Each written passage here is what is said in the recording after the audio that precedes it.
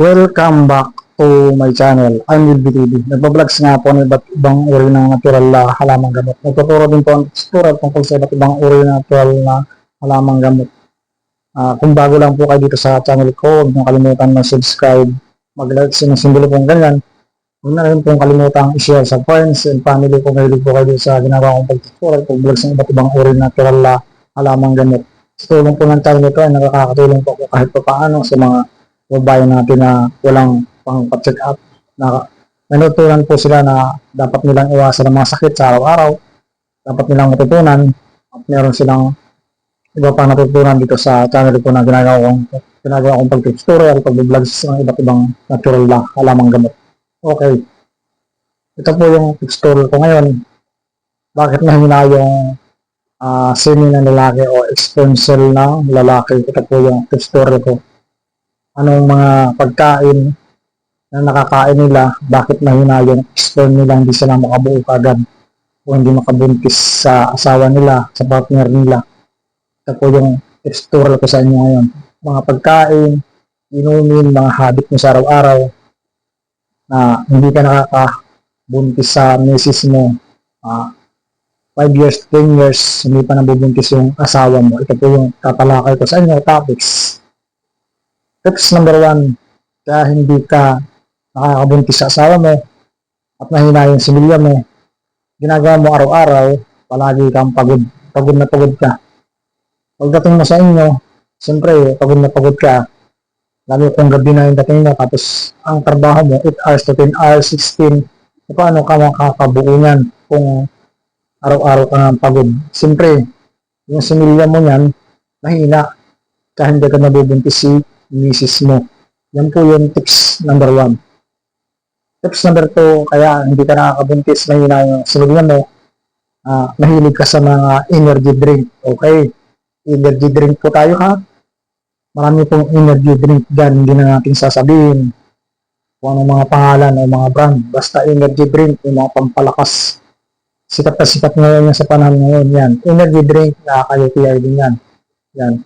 Kapag palagi ka nag-energy drink araw-araw, paborito mo yan, hindi ka kagad makakabuo niyan o mahina yung similya mo. Mahina. Kapag nagtalo kayo o nag-sex kayo ng partner mo, misis mo, mahina yung lumalabas na semen. Kaya hindi ka makabuo. Yan yung tips number 2. Tips number 3, kaya mahina yung semen mo o similya, palagi kang puyat. Araw-araw, puyat ka, everyday. Ilang oras ka lang natutulog, 3 hours everyday, tapos isang buwan hanggang abutin isang taon, ganun. Yan, tuyot na tuyot yung balat mo, lalo na kung mahina ka uminom ng tubig. Mahina kang kumain ng mga fresh na seafoods. Mahina kang kumain ng mga fresh na vegetable and fruits. Mahina yan. Mahina ang lalabas na sperm or semen sa'yo.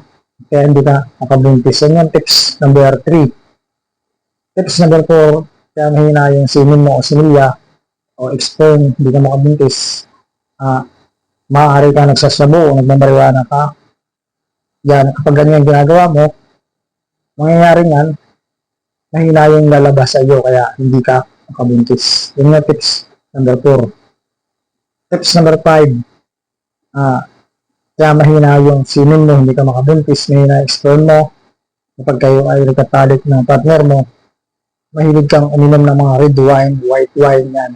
Nakakahina po yan ng mga similya o sperm cell, kaya hindi ko nabubuntis ninyo ang misis ninyo. Yan po yung tips number 5. Tips number 6, isa rin nakakalhina ng semen, yung palagi kang exposed sa sikat ng araw. Example, magsasaka ka, exposed ka, simple yan. Example, construction worker ka, nakabilad ka sa construction sa paggawa ng building. Example, nagatinda ka sa palengke, exposed ka rin sa sobrang init, sa sobrang pagod. Example, driver ka ng sari-saring sasakyan, tapos magbubuhat ka pa rin, pagod na pagod ka. Yun, hindi ka agad makakabuo niyan kung mahina yung similya mo. Yan po yung tips number 5. Tips number 6, kaya mahina yung similya mo, mahina ka kumain ng mga seafoods, mahina ka kumain ng mga gulay na fresh, mahina ka kumain ng mga masustansyang pagkain, mga nilaga na may mga sabaw. Yan. Yan po kapag mahina ka kumain ng mga may mga sabaw o mga natural na pagkain, mahina yung semen mo, mahina yung sperm mo, kaya hindi ka makabuntis agad kay misis. Yan po yung tips number 6. Tips number 7, kaya hindi ka makabuntis, baka hindi naman mo siya ginagabi-gabi. Example, ginagamit mo lang yung misis mo ay tuwing 1 linggo. Kung paano ka makakabuo kung mahina pa yung semen mo, pagod ka pa, gumagamit ka pa ng iba't ibang gamot o na bawal, nagsisigarilyo ka pa o nag-inom ka ng alak, o di ba? Bawal po yan dun sa kung ikaw ay gusto makabuo. Iwasan po ninyo muna yung mga nasabi ko. Okay, the last. Tips number 7, kaya mahina yung semen mo, sigarilyo ka ng sigarilyo. Everyday nagsisigarilyo ka. Siyempre, tuyo na tuyo yung balat mo, mahina ka pa sa tubig, mahina ka pa sa seafoods, kumain, mahina ka pa sa may mga sabaw, palagi ka mga frozen foods, kinakain mo. O, paano ka magkakaroon ng healthy na sperm, healthy na semen, hindi mo mabubuntis ang partner mo. Okay. Yan po yung tips number 7, kaya hindi nakakabuo, mahina yung semen o mahina yung semen ng lalaki. Ganun din po sa babae. Kung sa lalaki naman ay normal yung healthy yung semen niya or sperm, kaya hindi siya mabuo. At may iba pang sakit si babae na dapat mag-check up sa doktor kung magagawan pa ng paraan. Kung hindi na kayo magkakaanak. Yan po yung tips number 7. Kaya mahina yung silya mo, ang sperm. Okay? Ito po, payo ko lang doon sa mga taong gustong magkaanak para po kayo ay makabuo agad. Matulog kayo everyday ng 8 hours to 10 hours. Kumain kayo ng sustansang pagkain, mga fresh na seafoods, kung hindi bawal sa inyo yan. Fresh na mga meat, kanilaga, sinigang, may gulay na mga sustansya. Fresh na mga pagkain, nagagaya ng fruits. Mag-jogging kayo araw-araw.